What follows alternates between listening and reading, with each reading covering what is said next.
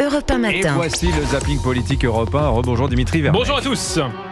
Ce matin, je vous propose une spéciale Assemblée nationale. Assemblée, vrai terrain de guerre ces dernières heures. Vous êtes 18 députés ce soir pour soutenir ce budget. Et moi, je vous le dis, s'il n'y avait pas les députés RN et UDR ce soir, la France s'écroulerait sous les taxes de la France insoumise. Nous offrons un spectacle lamentable de voir que vos soutiens ne sont pas là et que les seuls qui sont en train de soutenir votre gouvernement, c'est le groupe Rassemblement National qui est ici. Oui, tu peux gueuler. Moi aussi, je peux crier très fort.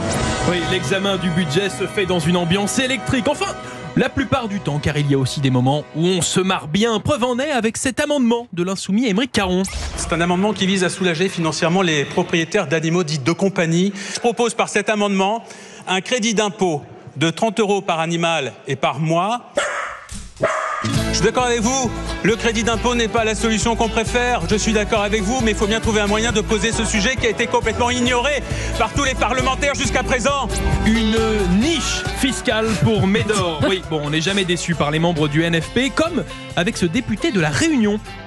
Partager avec vous un ressenti sur la sémantique employée dans notre bel hémicycle sans tomber dans un jugement de valeur, mais pourquoi parler de travail au noir? On pourrait pas utiliser plutôt travail dissimulé? Pourquoi à chaque fois que ça serait négatif, ça serait le mot noir qui serait employé?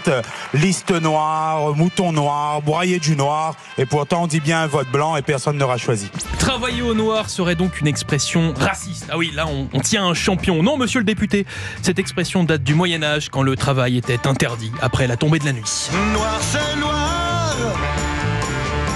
il n'y a plus d'espoir.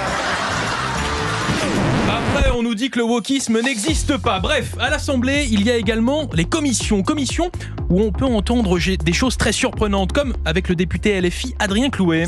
Bon, il y a un point d'accord général. Tout le monde est d'accord sur le fait que c'est un produit qui est dangereux. Si un produit est dangereux, peut-être que la solution, c'est de ne pas l'autoriser. Mais alors, de quoi parle Adrien? Réponse A, de drogue, comme celle consommée par son collègue Andy Kerbrat.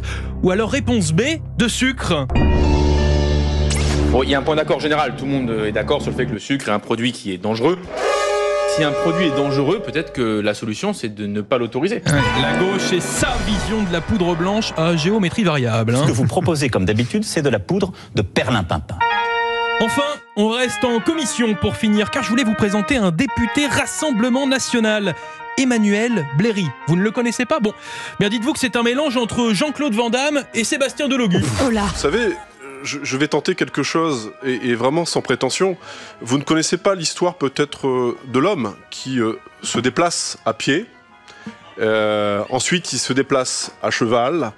Il inaugure d'autres technologies et il se déplace par moteur à voile d'ailleurs. Il y a les bateaux avant, il y a le train, le ferroviaire, il y a les moteurs thermiques. Ah oui, j'avais oublié. Et puis vient en même temps quasiment l'avion qu'on développe. Il était une fois l'homme. Décidément, il y en a un paquet de brebis galeuses au RN. Dans toute organisation humaine, il y a parfois des brebis galeuses. C'est vrai en politique.